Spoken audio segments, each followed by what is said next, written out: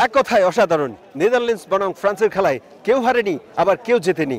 সত্যিকার অর্থে আজকে অসাধারণ ম্যাচ উপহার দিয়েছে দুদলই, কিন্তু কিছুটা বেশি আশা করেছিল আন্তোয়ান গ্রিজমানের কাছ থেকে। সে কারণেই গ্রিজমানের যে ফুটবল প্রেমীরা রয়েছে, যারা ফ্রান্স থেকে এসেছেন, তারা কিছুটা হতাশা প্রকাশ করেছে।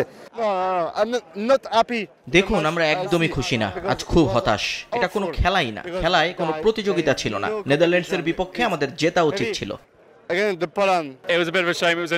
খেলা দেখলাম, ভালো লাগেনি। ফ্রান্সের জেতা উচিত ছিল, বিশেষ করে গ্রিজম্যান একদম বাজে খেলেছে, কিন্তু সে আমার প্রিয় খেলোয়াড়। শেষে বলি, ইংল্যান্ড আর ফ্রান্স শেষ পর্যন্ত ফাইনাল খেলবে।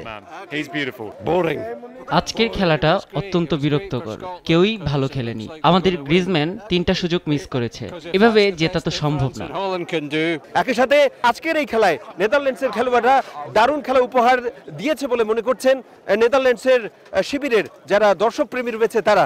তবে সব মিলিয়ে এটুকু বলতে পারি, আজকে যে দু দলের দর্শকরা রয়েছে তারা কিছুটা মনের যে সুপ্ত বাসনা নিয়ে এসেছিলেন যে তাদের দল জিতবে, সেই আশাটা পূরণ হয়নি।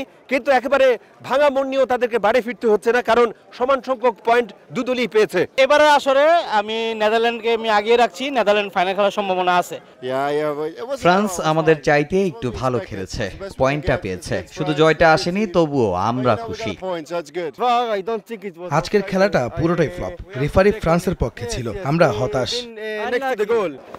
জার্মানির লাইপজিগ থেকে বিটু বড়ুয়া, সময় সংবাদ।